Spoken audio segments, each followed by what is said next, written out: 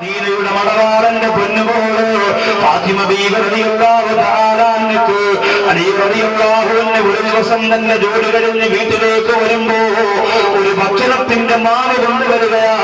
ഫാത്തിമ റളിയല്ലാഹു അൻഹയോട് പറഞ്ഞു, ഫാത്തിമ, എത്രയോ ദിവസങ്ങളായി ഈത്തപ്പഴവും പച്ചവെള്ളവും കുടിച്ചുകൊണ്ട് ജീവിതം നയിക്കുന്ന ഉദരപൂരണം നടത്തുന്ന നമുക്ക് ഇന്ന് ഹദിയായി കിട്ടിയ ഈ മാവുണ്ടല്ലോ, അത് മനോഹരമായി പാചകം ചെയ്ത് തരണേ ഫാത്തിമ. ഫാത്തിമ റളിയല്ലാഹു അൻഹയ്ക്ക് വല്ലാത്ത സന്തോഷമായി. കാരണം എന്തെന്നറിയോ, തന്റെ കൈ കൊണ്ടൊരു ഭക്ഷണം ഉണ്ടാക്കി കൊടുക്കാൻ കഴിയുന്നല്ലോ. അതുണ്ടാക്കി കൊടുക്കാനുള്ള സാധന സാമഗ്രികളൊന്നും ആ ചിറ്റക്കൂടയുടെ അകത്തളത്തില്ലാത്തത് കൊണ്ടാണ് ഒന്നും ഉണ്ടാക്കി കൊടുക്കാത്തത്. ഉള്ളതിനോടുകൂടി തന്നെ അതിനൊന്നും നേരമില്ലാതെ മെനക്കെടാതെ സമയം കളയുന്ന പെണ്ണല്ല റസൂലുള്ളാഹിയുടെ പൊന്നുമോള് ഫാത്തിമ റളിയല്ലാഹു തആല അൻഹ. അതുകൊണ്ട് അന്നത്തെ നാട്ടിൽ പത്തിരി എന്ന് നമുക്കിന്ന് വിളിക്കാൻ പറ്റുന്ന തരത്തിലുള്ള ആ ഭക്ഷണം ഉണ്ടാക്കുക. അതുണ്ടാക്കി കയ്യിൽ വെച്ചിട്ട് ഫാത്തിമ റളിയല്ലാഹു അൻഹ പൊട്ടിക്കരയുന്നു. അലി റളിയല്ലാഹു അൻഹു ചോദിച്ചു, ഫാത്തിമ, നീ എന്തിനാ കരയുന്നത്? സന്തോഷത്തോടെ ഈ ഭക്ഷണം നിനക്ക് വിളമ്പി തന്നുകൂടെ? ഫാത്തിമ റളിയല്ലാഹു അൻഹ പറയുന്നു, അലിയേ, ഈ ഭക്ഷണം ഞാൻ നിങ്ങൾക്ക് തരുന്നതിന് മുമ്പ് എന്റെ ഹബീബിന്റെ മുമ്പിലൊന്ന് കൊണ്ടുപോട്ടെ.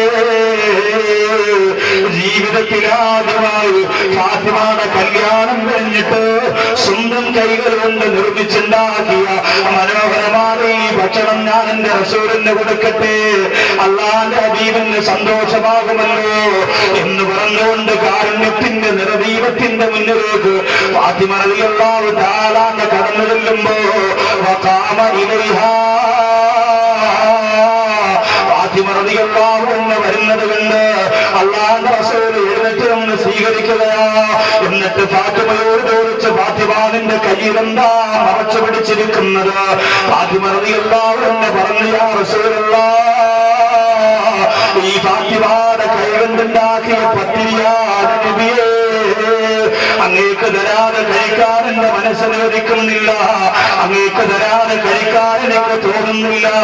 അല്ലാഹുവിന്റെ നബിയേ, അവിടുന്ന് ഇത് കഴിക്കണമെന്ന് പറഞ്ഞുകൊണ്ട് ആ പത്തിരി പുന്നാര നബി തങ്ങളുടെ കയ്യിലൊക്കെ കൊടുക്കുമ്പോ അല്ലാഹുവിന്റെ റസൂൽ പറയുന്നു, ഫാത്തിമ, ഒരാഹാര സാധനം ഞാൻ ഇന്ന് കഴിച്ചിട്ട് ഇന്നേക്ക് 7 ദിവസമായി. ഫാത്തിമ, ഒരാഹാര സാധനം ഞാൻ കഴിച്ചിട്ട് ഇന്നേക്ക് 7 ദിവസമായി. ഫാത്തിമ, റസൂലുള്ളാഹിയുടെ വാരിപ്പുറന്ന് പൊട്ടിക്കരഞ്ഞു പോയെങ്കിൽ എന്റെ പ്രിയപ്പെട്ടവരെ, ആഘോഷത്തെ കുറിച്ച് മോശമായി പറയുന്നു എന്ന് എന്റെ ചെറുപ്പക്കാർക്കൊരു അഭിപ്രായമുണ്ടല്ലോ. അഭിപ്രായം നിങ്ങൾ മാറ്റണം എന്നെനിക്ക് അഭിപ്രായമില്ല. എന്നെ ഒരു സംഘടനയിലും നിങ്ങൾ വാഴിക്കണമെന്ന് ഞാൻ പറയുന്നില്ല. ഒരു സംഘടനയുടെ പരിപാടിക്കും നിങ്ങൾ കൃത്യമായി വിളിക്കണമെന്ന് ഞാൻ പറയുന്നില്ല. അല്ലാഹു എനിക്ക് ആഫിയത്ത് തന്ന, അല്ലാഹു എനിക്ക് ആരോഗ്യം തന്ന, എന്റെ റൂഹ് പിരിയുന്നത് ലോകത്തിന്റെ നാലുകളെ കുറിച്ച് ആവേശത്തോട് ആരുടെ മുന്നിലും പറയാൻ എന്റെ പ്രിയപ്പെട്ടവരെ ഞാൻ എടുക്കമാ. നിബിദിനത്തിന്റെ അന്ന് മാത്രം ഒരു പ്രവാചകനെ സ്നേഹിക്കുന്നത് എന്തിനാ? എന്റെ പ്രിയപ്പെട്ട ചെറുപ്പക്കാരാ, ലോകത്ത് ഏറ്റവും കൂടുതൽ പട്ടിണി കിടന്നിട്ടുള്ളത് ആരാന്ന് ചോദിച്ച മുസ്ലിം സമുദായത്തിന് ഒറ്റ മറുപടിയേ ഉള്ളൂ.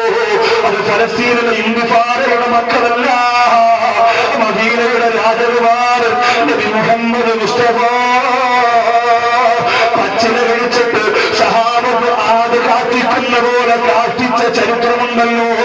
അത് പ്രഭാഷണത്തിന്റെ മുൻപിന് വേണ്ടി പ്രാസംഗികൾക്ക് ഉപയോഗിക്കാൻ വേണ്ടി എഴുതി വെച്ചിരിക്കുന്നതല്ല.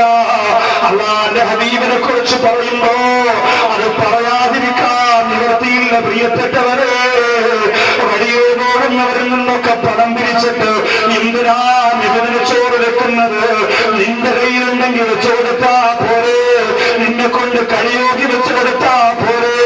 വഴിയേ പോകുന്ന അണ്ണന്റെയും ചേച്ചിയുടെയും മുമ്പിൽ കൈനീട്ടിയിട്ട് സ്വീകരണി കൊടുത്തിട്ട് ചോറ് വെക്കുമ്പോ എന്റെ പ്രിയപ്പെട്ടവരെ ഈ മേത്തന്മാർ ഇരുതിന്റെയാണ് പണിയെന്ന് പറഞ്ഞ് മറ്റ് സമൂഹത്തിൽപ്പെട്ട സമുദായത്തിൽപ്പെട്ടവർ പരിഹസിക്കുമ്പോ മദീനയുടെ മണവാളന്റെ മനസ്സ് വേദനിക്കൂലേ?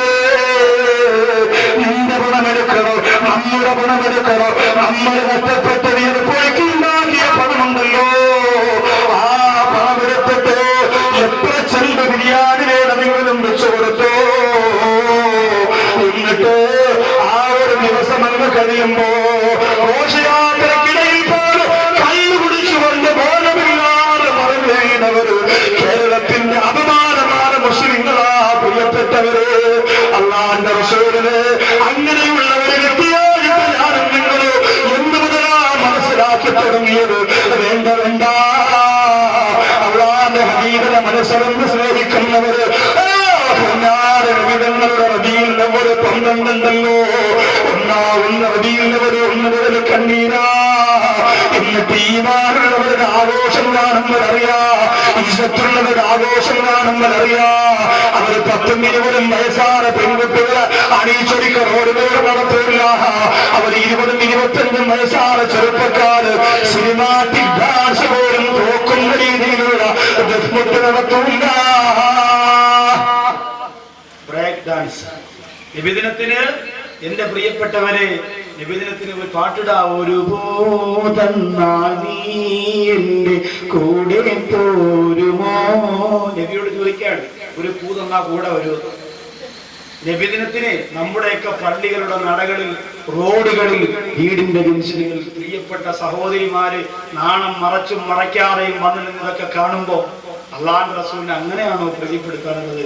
നബിദിനം നിങ്ങൾ ആഘോഷിച്ചു, ഒരിക്കൽ ആഘോഷിക്കേണ്ട ഞാൻ പറയില്ല. പക്ഷെ അതിന് ചില നിയമ സംഹിതകൾ നമ്മൾ ഉണ്ടാക്കി വെച്ചേ പറ്റൂ. അല്ലാതെ അങ്ങ് അലങ്കോലമായിട്ട് ആർക്കും അഴിഞ്ഞാടാനുള്ള ഒരു ദിവസമായിട്ട് നമ്മളങ്ങ് തുറന്നു കൊടുക്കരുത്. അള്ളാഹു കാത്തുരക്ഷിക്കും. ഓരോ മഹലിലും അതിന്റെ അടുക്കും ചിട്ടയും ആവശ്യമാണ്. ഓരോ മഹലിലും വേണം, എല്ലാ മഹലിലും വളരെ അടുക്കും ചിട്ടയോടും കൂടി മയത്തോടു കൂടി വേണമായ പരിപാടി നടത്താൻ. ചില സ്ഥലത്ത് പള്ളികളിൽ പൈസ ഒരുപാട് ഉണ്ടാക്കുന്നത് പോലും നബിദിന ഘോഷയാത്രയിലാണ്. പ്രിയപ്പെട്ട ചെറുപ്പക്കാരോട് പറയും, വിടാ അടുത്തത് പള്ളിക്ക് ഒരുപാട് കാശുന്നാളിന് വിടാ. ആ ജംഗ്ഷനിലെത്തുമ്പോൾ തന്നെ മറ്റേ പാട്ട് ഏത് പാട്ടാ മറ്റേ പാട്ട്, നിങ്ങൾ കുപ്പിയാണെങ്കിൽ നമ്മൾ കുപ്പിച്ചില്ലാതെ, നിങ്ങൾ വിട്ടാണെങ്കിൽ നമ്മൾ വിട്ടും കുറ്റാനേ, ഞാൻ 10 വിട്ടാനേ, നിങ്ങൾ പോയി വയ്യപ്പാകാരേ, വേണ്ട മോനെ കളി വേണ്ട. അത് തന്നെ ഞാനും പറയണേ, വല്ലാണ്ടായ ഇല്ലാണ്ടാവും. ഈ കളി അപകടമാണ്.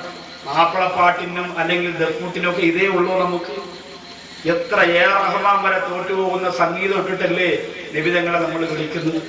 അതുകൊണ്ട് എൻ്റെ പ്രിയപ്പെട്ട കൂട്ടുകാരോട് പറയാം, എൻ്റെ ശബ്ദം ശ്രവിക്കും. പ്രവാചകനെ കുറിച്ച് ഞാനിത് പറയുമ്പോൾ ചില ആൾക്കാർ പറയും, ഉസ്താദ് ബാക്കവി സുന്നത്ത് ജമാഅത്തുകാരനല്ല. ആ ആൾക്കാരങ്ങനെ പറഞ്ഞോട്ടെ, അതിലെനിക്ക് ഒരു സങ്കടവുമില്ല. ചില ആൾക്കാർ പറയും സുന്നത്ത് ജമാഅത്ത് എന്ന് പറഞ്ഞാൽ എന്താ നമ്മളൊക്കെ കരുതിയിരിക്കുന്നത്? എൻ്റെ മുന്നിൽ പല സംഘടനയിൽ പ്രവർത്തിക്കുന്നവരുണ്ട്. നമ്മളെന്താ കരുതിയത്?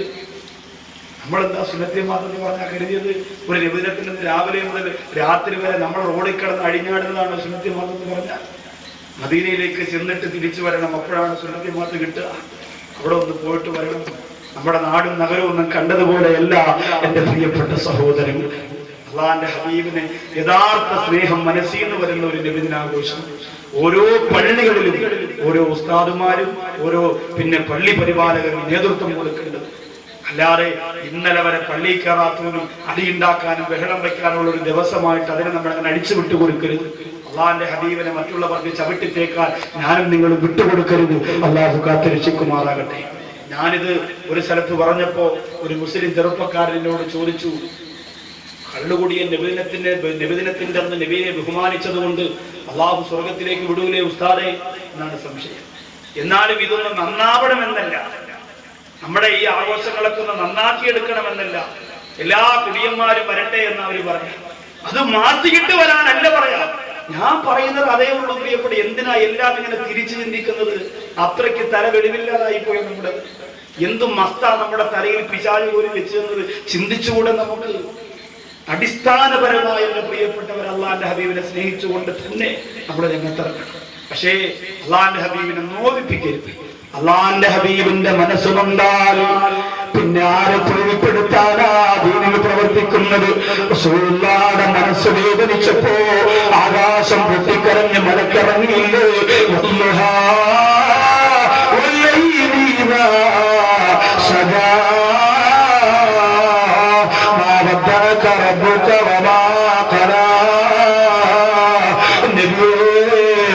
കുറെ ദിവസം വഹിയിറങ്ങാതിരുന്നതുകൊണ്ട് അന്ന് മനസ്സ് വേദനിക്കണ്ട നബിയേ.